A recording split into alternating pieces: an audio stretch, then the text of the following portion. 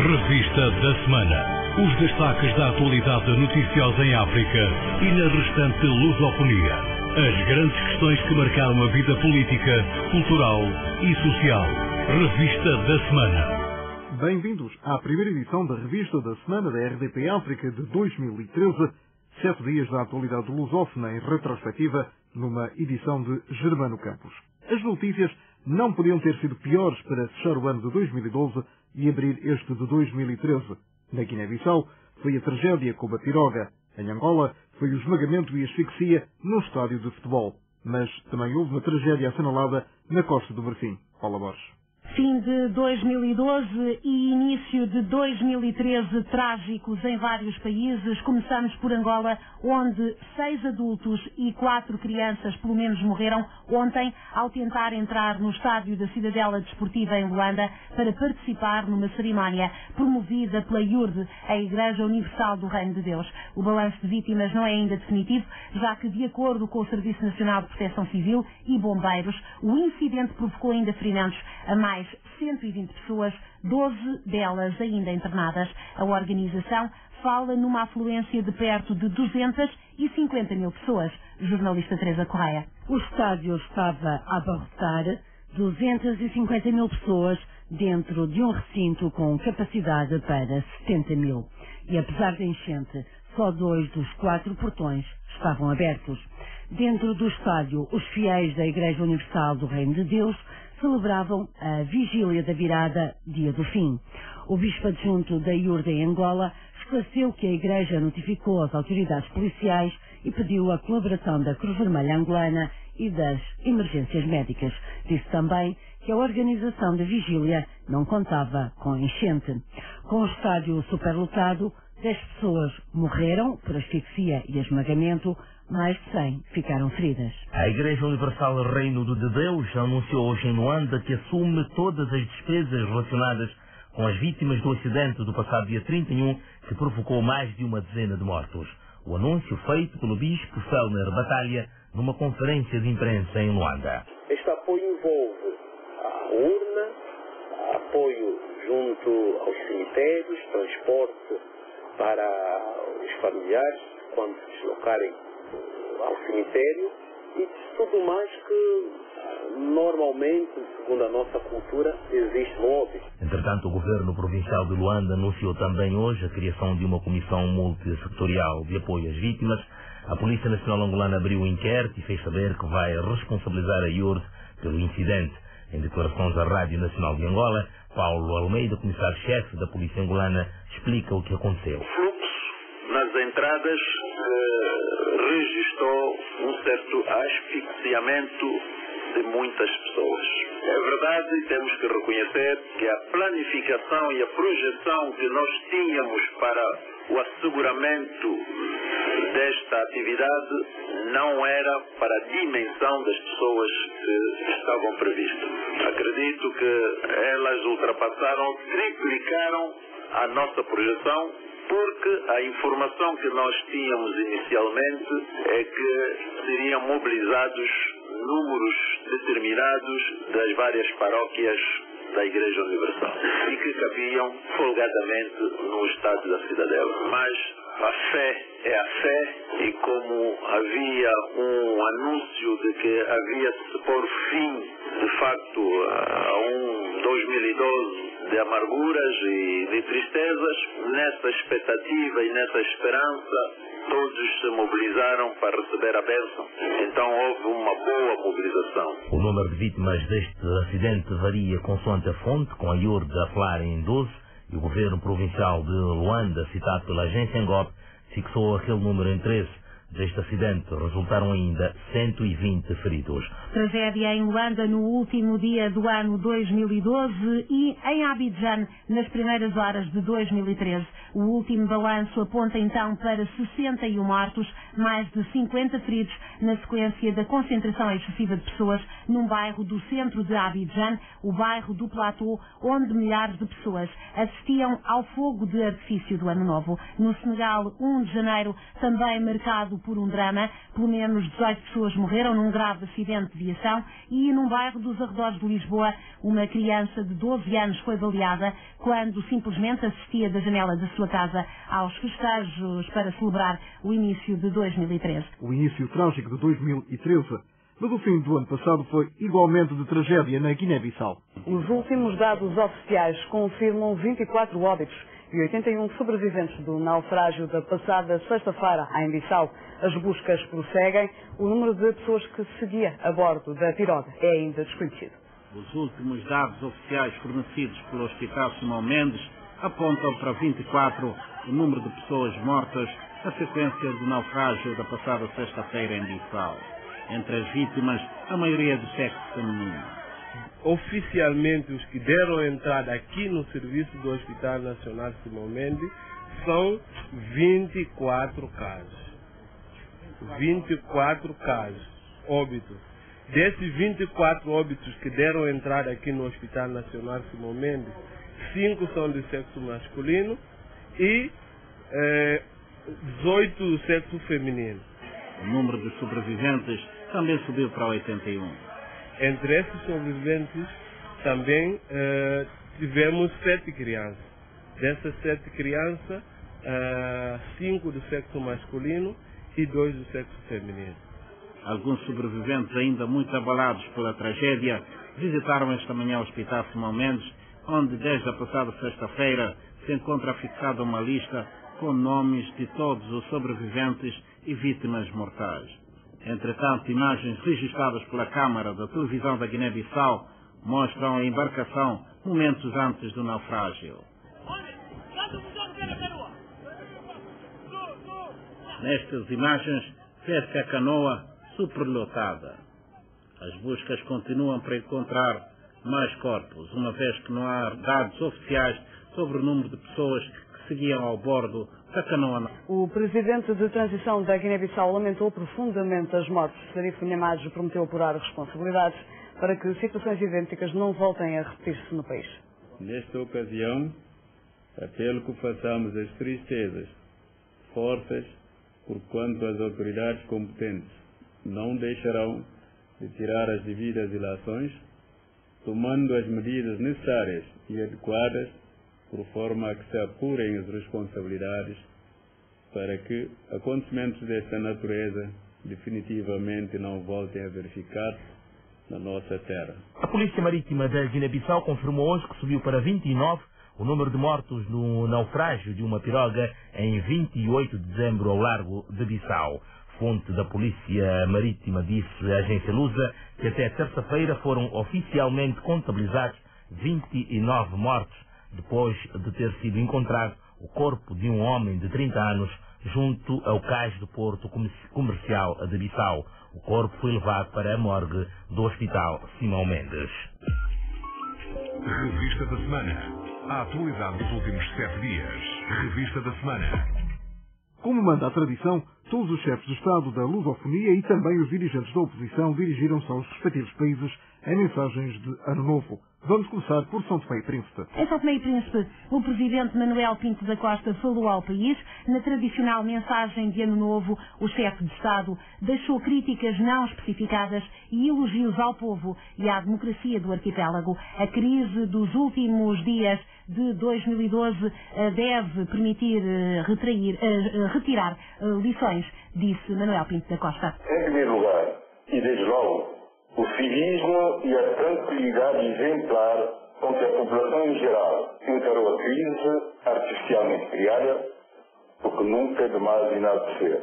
Em segundo lugar, o sinal de maturidade de um regime democrático com instrumentos suficientes para ultrapassar as suas próprias vicissitudes no respeito pelas leis da República e pelo princípio da separação de poderes.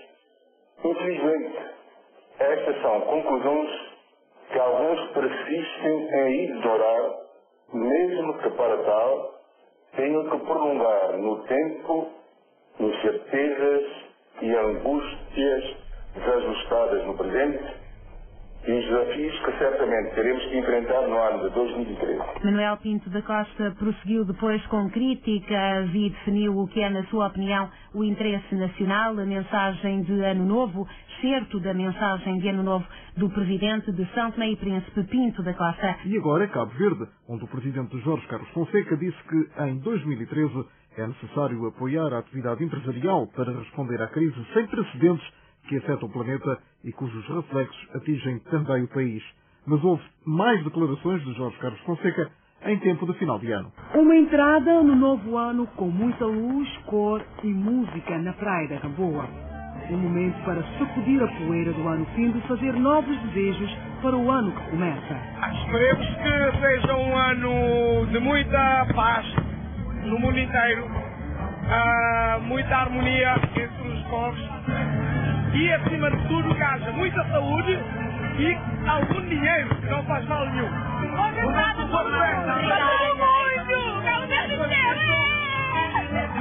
Uma festa que contou com a presença do Presidente da República e da família, que juntaram os seus votos aos de muitos cabo-verdianos. Eu espero um Cabo Verde mais moderno, mais produtivo, com menos exclusão social e com muita felicidade para todos. Uma festa contou com a presença de apenas de músicos tradicionais. A Câmara Municipal da Praia pretende, no entanto, melhorar a passagem de ano na Praia da Gamboa com a presença de mais artistas, por forma a atrair mais gente para esta festa. Acontece em várias cidades do mundo. A passagem de ano é uma festa de contacto, de partilha, pessoas que se conhecem, pessoas que não se conhecem. A melhor forma de fazer é assim.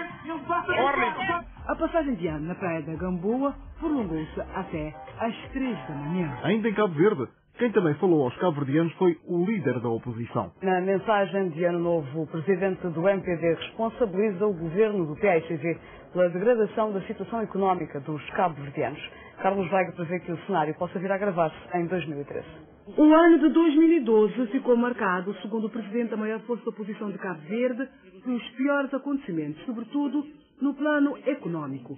O líder da oposição centra as suas baterias na governação do PAICV para dizer que depois de 12 anos, o governo foi incapaz de encontrar solução para os problemas fundamentais do país, pelo contrário, agravou estes problemas. Carlos Veiga diz que o governo de José Maria Neves se desresponsabilizou em relação a todas as grandes promessas que fez aos cabo-verdianos, que é um governo nepotista, pouco transparente. Isto para concluir que 2013 será um ano ainda mais difícil para os cabo-verdianos. As dificuldades financeiras do Estado vão ser mais graves. Os preços dos bens e serviços de primeira necessidade, como o pão, a água, a eletricidade, o petróleo, o gás, o telefone, o transporte rodoviário e marítimo, vão subir extraordinariamente. Os salários vão permanecer praticamente congelados. Carlos Veiga promete um partido com estruturas renovadas a todos os níveis em 2013. Em Moçambique, o presidente Armando Guebuza dirigiu-se ao país no último dia de 2012, ano que considerou ter sido especial pelas ações em prol da luta contra a pobreza. Moçambicanas, moçambicanos, compatriotas, caminhamos para o fim do ano de 2012, que brevemente dará espaço às celebrações da entrada do ano de 2013. São momentos assinalados em ambiente de festa e de convívio no meio familiar e de amigos. Este fim do ano tem um sabor especial para os moçambicanos, uma vez que do Rovuma ao Maputo e do Índico ao Zumbo operam-se transformações no contexto da materialização da nossa agenda nacional de luta contra a pobreza. Consolidamos mais ainda a unidade nacional, a autoestima, a cultura de paz, bem como o espírito patriótico, de cidadania e de solidariedade de moçambicano para moçambicano. Implantamos mais infraestruturas sociais e econômicas que melhoram a qualidade de vida do nosso povo. Por exemplo, formamos mais alunos e graduamos mais estudantes, criamos condições para que mais mães andem menos distância para encontrar uma maternidade, abrimos mais fontes de água potável, iluminamos mais residências e empreendimentos com a energia de Cabora Bassa.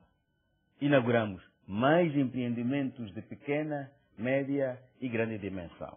Esta dinâmica social e econômica induziu a criação de mais postos de trabalho para os nossos compatriotas, renda para muitas mais famílias e receitas para o nosso Estado.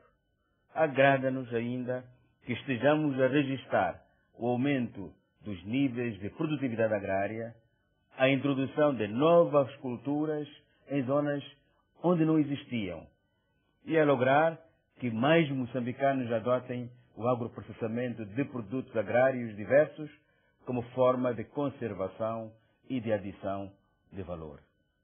Prosseguimos com a implementação das reformas no setor público, tendo em vista aumentar a eficiência das nossas instituições e sua maior aproximação ainda ao cidadão.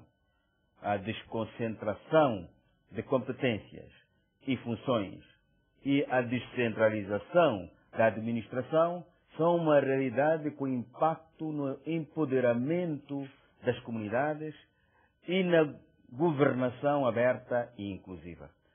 As nossas forças de defesa e segurança, sempre em prontidão, asseguraram o ambiente de paz, lei e ordem para que o nosso maravilhoso povo se concentrasse no combate contra a pobreza e lograsse os resultados que Moçambique ostenta no fim do ano de 2012.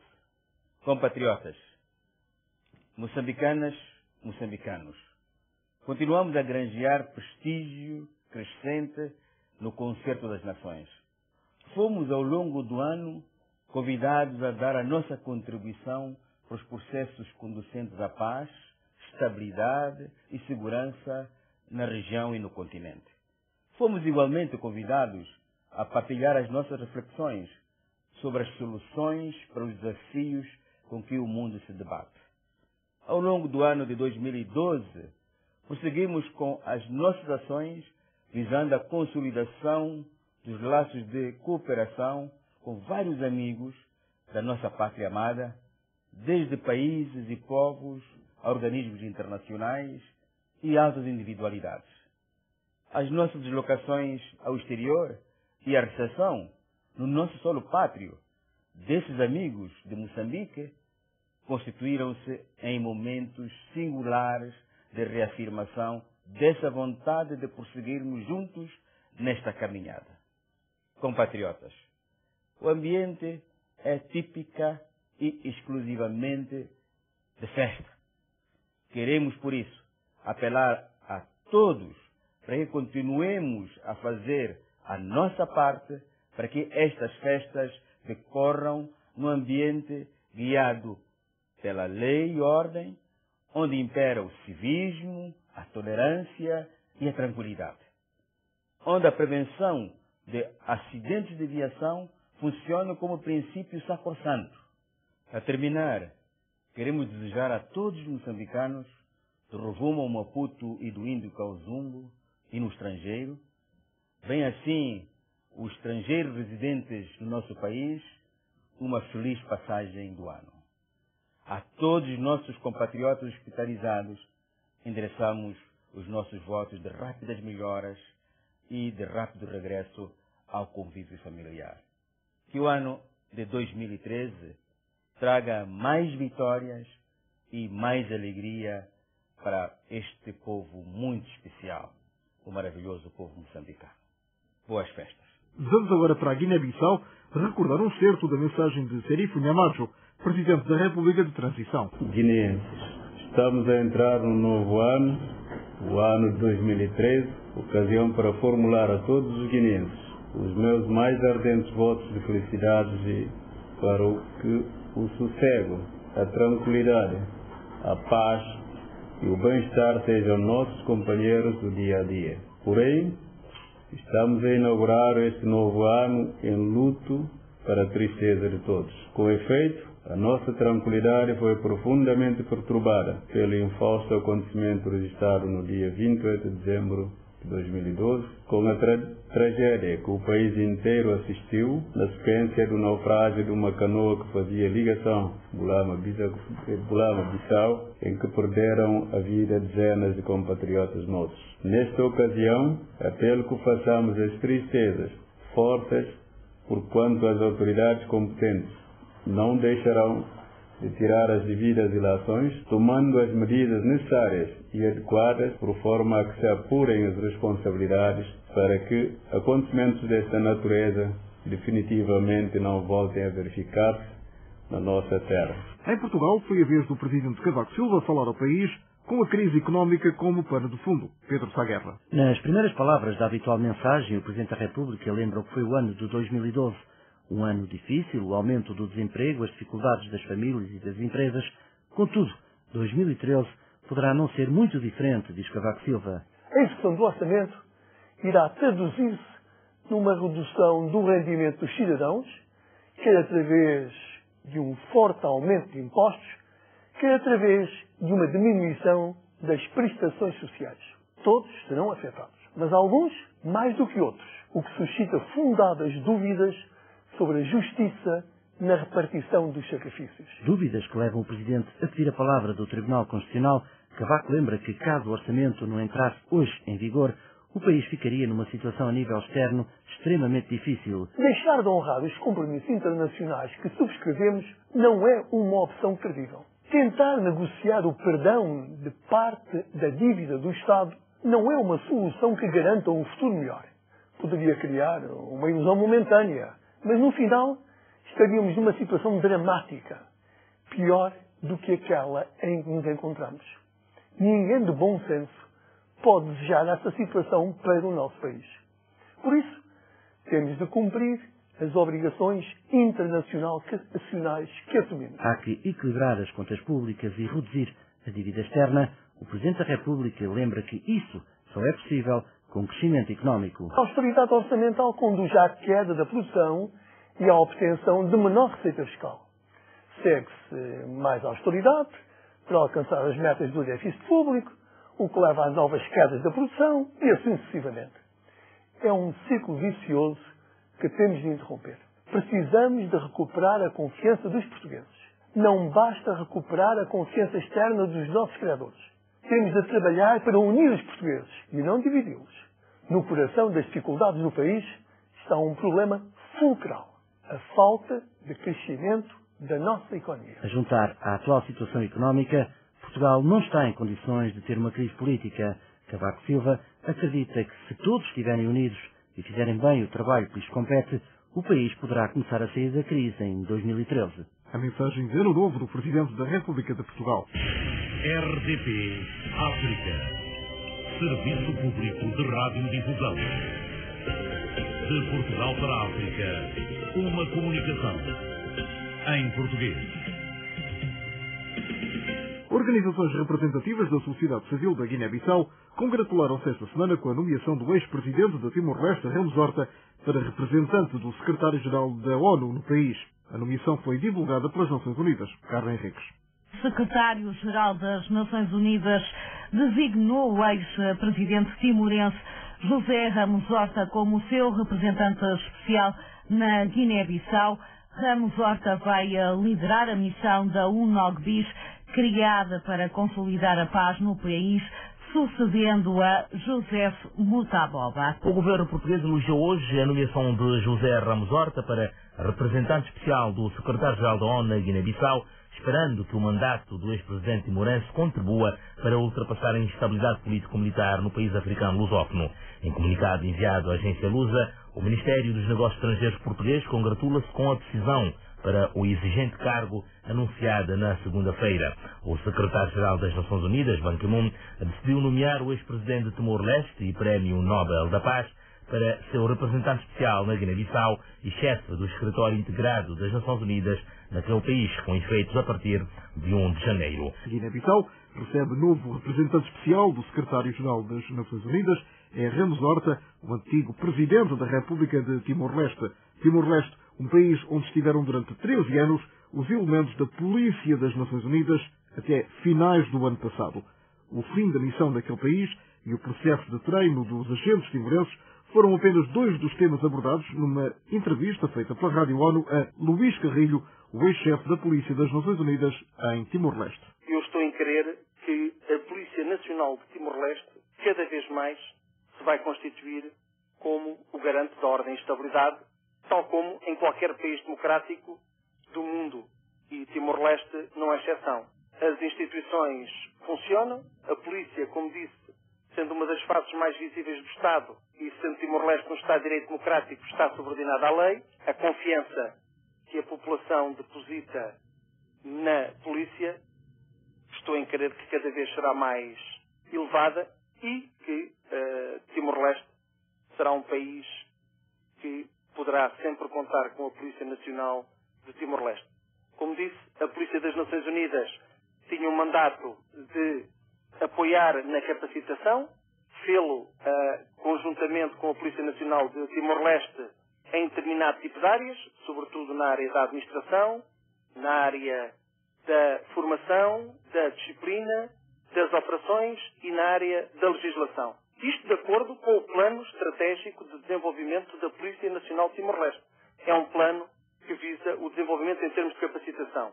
A outra vertente que a Polícia das Nações Unidas tinha em Timor-Leste, que era o apoio operacional, esse sim cessa. Agora, as Nações Unidas continuarão em Timor-Leste, por intermédio dos seus fundos, agências e programas, a Unicef, o Programa Alimentar Mundial e todas as outras instituições que o PNUD, o Programa das Nações Unidas para o Desenvolvimento, que tem cooperação com a Polícia Nacional de Timor-Leste, e estou em crer que o relacionamento entre Timor-Leste e as Nações Unidas continuará.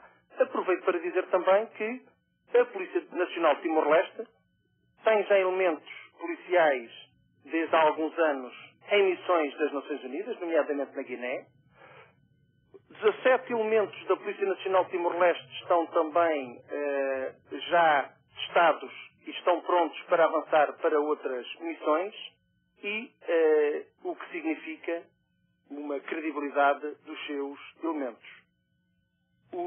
Respondendo diretamente à sua pergunta, eu estou em crer que a população pode confiar na Polícia Nacional de Timor-Leste para garantir a sua segurança e a população, a comunidade, os cidadãos timorenses e os cidadãos internacionais que vivem em Timor ou que visitam Timor podem confiar na polícia e podem livremente viver, exercendo os seus direitos e fazendo a sua vida do dia a dia.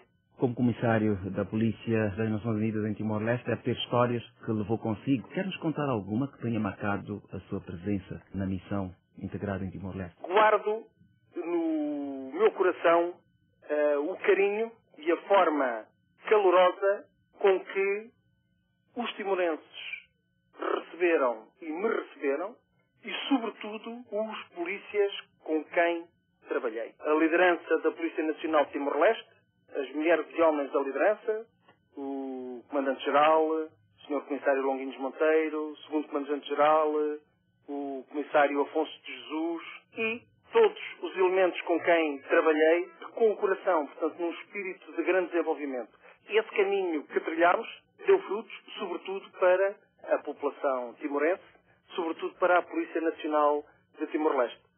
O que, digamos assim, em termos, tenho várias situações, vários momentos bem passados, alguns momentos difíceis, mas o que guardo de Timor é a coragem do povo timorense, é a força de querer ter um país cada vez melhor, a força dos elementos da polícia de servir a comunidade. É isso que eu vou guardar no meu coração. Muito obrigado por esta entrevista à Rádio ONU e feliz 2013. Boas entradas. Muito obrigado. O adeus da missão das Nações Unidas em Timor-Leste, 13 anos depois. RDP África. O número aumenta a cada dia que passa. Os sem-abrigo nas ruas da cidade de Coimbra já são cerca de 600 e nos últimos tempos nota-se que há cada vez mais gente nova sem um teto. Todas as quartas-feiras as equipas da Câmara Municipal saem à rua para distribuir uma refeição quente.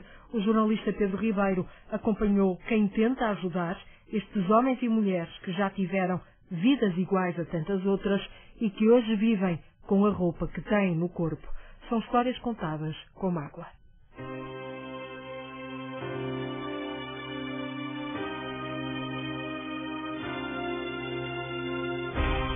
Eu cheguei a ter casa própria, toda mobilada por mim.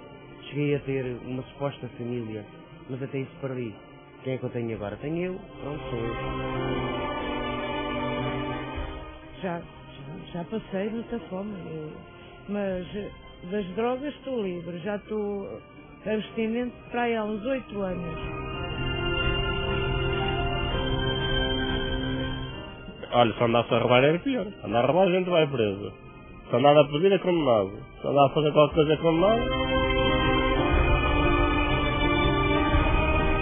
É isso, porque eu, pronto, infelizmente também tenho de recorrer à vida, pronto, digamos, da prostituição, e era o que eu queria mais abandonar, era esse meio de vida também.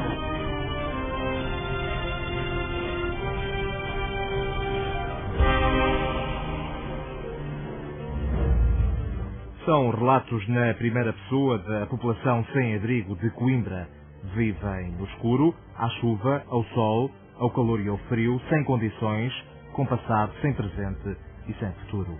Gabriela da Assunção tem 37 anos. Nasceu na freguesia da Sé Nova e está há 2 anos a viver na rua. Ex-toxicodependente, prostituta, já deu 2 filhos para adoção. Foi a solidão que escolheu o seu caminho. Até hoje, apenas conseguiu libertar-se da droga. Das drogas estou livre, já estou abstinente para aí há uns 8 anos. Já foi uma pequena vitória que eu consegui. Então eu tenho 37, eu iniciei para aí com uns 13 anos na heroína, depois estive na Alemanha, tive muitos anos de consumo, muitos e muitos. Para este caminho, pois não sei, se calhar a falta de apoio, possivelmente, ficar sozinha, sem apoio também da família. À quarta-feira, uma equipa móvel de intervenção social da Câmara Municipal de Coimbra oferece uma refeição quente aos sem-abrigo. São cerca de 600 no concelho, mas apenas 60 recorrem a este serviço. A vereadora Maria João Castelo Branco, com o pluro da ação social, faz questão de referir que há cada vez mais jovens a deambular pelas grandes cidades. Eu comecei a observar ano passado que havia um conjunto de pessoas que eu desconhecia, são os tais passantes que vêm de Lisboa, que vêm do Porto, que vêm do Norte, vêm do Sul do país e vão passando pelas várias cidades e pelos vários locais onde se aconchegam durante alguns tempos. Em Coimbra, a população sem abrigo passa a noite na zona da Universidade, ruas Fernão de Magalhães e Emílio Navarro, bem como em Santa Clara. Um desses casos é Manuel Teixeira, tem 42 anos e é de Amarante. Vive com a namorada numa casa abandonada. Para trás ficou uma vida. Porque eu já conhecia aqui Coimbra. Eu vinha aqui ao mercado, eu comprava fruta e andava a trabalhar com um cedo de fruta e vendia fruta na beira da estrada. Vendia batatas, vendia maçã, laranja, cerejas, castanha e tudo. Já tive boa vida. Porque eu meti-me com ganhar isto, com pessoas enganadoras. Porque a gente vai trabalhar para eles, depois chega ao fim do mês não recebe. Sem a respeito a ninguém. Se me arranjasse uma casa e trabalho, ou com uma quinta, para tratar de gado ou assim, eu ia na hora. Manuel Teixeira espera por uma oportunidade, à semelhança de Purex dos Santos Louçã. Aos 32 anos, prefere esconder o seu verdadeiro nome. Vive na rua, a droga passou por si. Família tem, mas é como não tivesse. Purex não quer estar agarrado a nada, nem a quem lhe pode matar a fome. Eu prefiro 1000 vezes não estar ligado a instituições do que estar. Não é uma filosofia de vida, vai contra tudo e contra todos. Eu compro a comida, compro enlatados, vou pedir às pessoas, bater porta a porta para pedir comer, venho às equipes de rua, tomo banho assim, dia sim, dia não, ou conforme, depende. Cheguei a ter uma suposta família, mas até isso perdi. Quem é que eu tenho agora? Tenho eu, pronto, sou eu e que acabou. Tenho família, mas desprezou-me porque, pronto, por outros problemas também, problemas de saúde, problemas relacionados com drogas. Só tomava ganzas, os meus pais já eram complexados. Eu não roubava, não precisava de roubar para fumar ganzas. Furex dos Santos Louçã. Vive na rua há 10 anos e por lá vai continuar.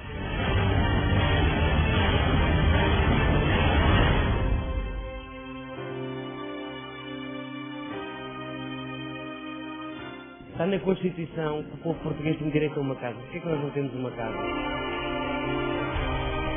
Violências, agressões, já nem tenho em conta. Depois cheguei a recorrer ao hospital, sim. Porque também eu era chapa ganha, chapa gasta, fazia as paragens das fábricas para a mim e conforme o dinheiro que eu recebia, assim gastava em tudo o que é vício.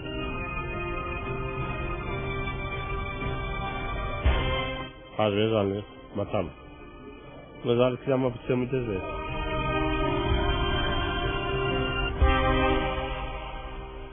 Histórias de vida que acabaram sem um teto, acabaram na rua. Revista da semana. O primeiro-ministro são tomense foi ao Parlamento apresentar o programa do governo. Num debate marcado pela ausência dos deputados da ADI, Gabriel Costa referiu que a aposta do Executivo é o combate à pobreza. Em termos de impacto e capacidade de resposta à crise, não fugimos da regra. São sempre os mais pobres e vulneráveis os principais afetados. Por isso é que o combate à pobreza e à exclusão estarão no centro das políticas deste governo. Os 26 deputados da ADI continuam a marcar a ausência nos debates parlamentares porque não reconhecem o Presidente da Assembleia Nacional. Esta é a terceira falta consecutiva. O líder da bancada parlamentar, Levi Nazaré, comenta a forma de contornar o regimento da Assembleia. O regimento que diz é que os deputados com 6 faltas consecutivas, é preciso que 6 faltas consecutivas perdem o mandato. É preciso haver 6 faltas consecutivas. Então, até agora, quantas faltas é que os deputados da ADI já deram? Nós já temos 3 faltas nessas ilegalidades todas. Nessas ilegalidades todas de falta de convocação, convocação fora da hora. O regimento também diz que é preciso 48 horas para convocar os deputados. Não se convoca os deputados da Ilha do Príncipe. Nós temos um deputado do ADI que nessa sessão 2 não foi convocado. Relativamente ao número de faltas consecutivas, portanto, neste caso 6, vocês já deram metade. Ao fim da 6ª falta, vocês passam a comparecer para não perderem o mandato. É uma estratégia, vamos ver. Ainda temos 3. Faltam-nos ainda 3. Entrevistado pelo jornalista Germano Campos, o líder da bancada parlamentar da ADI acusou ainda os tribunais de falta de independência. Levi Nazaré referiu-se concretamente ao Tribunal Administrativo que rejeitou um requerimento do partido. O Tribunal Supremo Administrativo que diz foi que aqueles atos são atos políticos e não se pronuncia sobre atos políticos. Mas convenhamos, a Assembleia é um órgão de soberania, toda a gente sabe disso. A Assembleia da República é um órgão, é uma instituição do Estado. E nenhuma instituição do Estado está acima da lei, diz que a lei não se aplica. Então, se acontecer qualquer coisa na Assembleia, não se pode recorrer para os tribunais. Se acontecer qualquer coisa num outro órgão de soberania, como o governo, não se pode recorrer para os tribunais. Todos os atos administrativos cabe recurso para os tribunais. Logo, o tribunal não pode vir dizer que não se pronuncia, mas é preciso estar em São Tomé para conhecer São Tomé. Nós conhecemos a justiça que nós temos e os tribunais que nós temos são todos políticos. Recorde-se que o Tribunal Administrativo recusou o requerimento à ADI a pedir a nulidade dos atos parlamentares desde o dia 26 de novembro do ano passado. O debate do programa do Governo começou hoje. A aprovação do documento está prevista para amanhã. Revista da semana. A atualidade dos últimos 7 dias. Revista da semana. Onda de violência na mina Costa Salento, na África do Sul, está a dificultar o regresso ao trabalho de milhares de mineiros moçambicanos que vieram ao país por ocasião da quadra festiva. A onda de violência resulta de fortes divergências entre 2 sindicatos rivais, uma situação que já levou ao encerramento da mina. O gerente da TEBA, a Companhia Recrutadora de Mineiros em Moçambique, José Carimo, apela aos mineiros moçambicanos a não regressarem aos postos de trabalho sob pena de serem vítimas da onda de violência. A mina fechou e a interdição continua. Os os compatriotas moçambicanos não podem avançar por aquela linha. Não só, essa medida é para todas as nacionalidades, incluindo os povos sul-africanos, não se podem fazer a mina. A interdição continua, até novas ordens. Pelo que a mina está encerrada, os portões estão encerrados e não há acesso àquela companhia nem ao hostel, que é o local onde se acomodam os trabalhadores. Não há acesso para ninguém.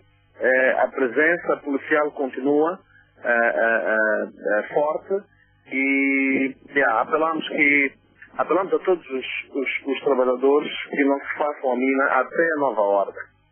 Gerente da TEB, Companhia Recrutadora de Mineiros em Moçambique, José Carimo, apelando aos mineiros moçambicanos a não regressarem aos postos de trabalho na mina Coça Saleto devido à onda de violência que se registra há sensivelmente 3 dias naquela companhia mineira. Revista da Semana. A atualidade dos últimos 7 dias. Revista da Semana.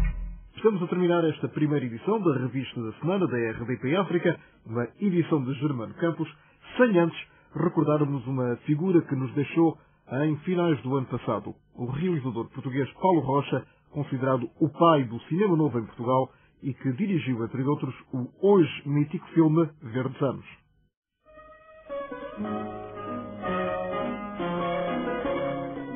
Primeiro, o curso de Direito.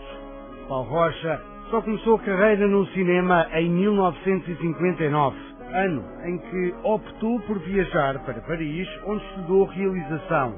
Concluída a formação, ficou como assistente de realização do cineasta francês Jean Renoir. Depois, Paulo Rocha decidiu regressar a Portugal, onde assumiu o cargo de assistente de Manuel de Oliveira, em Ato de Primavera, em 1963, ano que fica também no currículo do cineasta como um dos mais importantes da carreira, pelo filme Os Verdes Anos. Então, vai buscar o rapaz? Chega agora com muita cara. Vai se sentir andando. Estou aqui até às 8. Com a ajuda da produção de António da Cunha Teles, trouxe uma primeira longa-metragem que ficou como referência do cinema novo. Um retrato da Lisboa dos anos 60 e das dificuldades de uma geração jovem.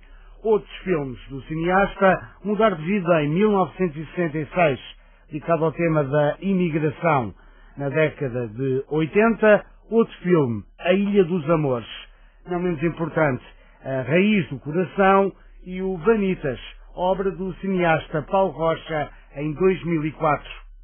A carreira no cinema foi acompanhada de outras experiências. Paulo Rocha foi durante um ano diretor do Centro Português de Cinema e, de 1965 a 1983, adito cultural da Embaixada de Portugal em Tóquio, no Japão. A vida de Paulo Rocha, que realizou, entre outros, o filme Verdes Anos, cuja banda sonora foi assinada por um outro nome grande da cultura lusa, Carlos Paredes. É com este tema que nos despedimos. Até à próxima semana, aqui na RDP África, para mais uma revista da semana. Não se esqueça, sábado, depois das 13 horas. Volte connosco.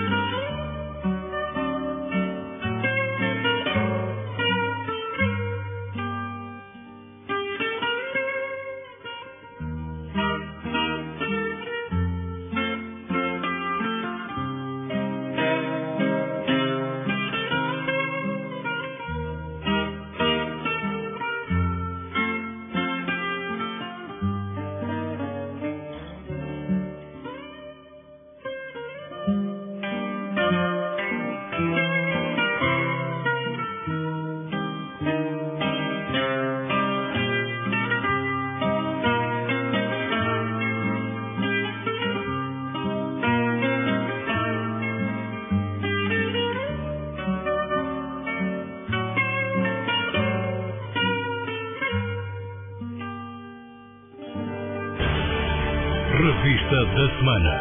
Os destaques da atualidade noticiosa em África e na restante lusofonia. As grandes questões que marcaram a vida política, cultural e social.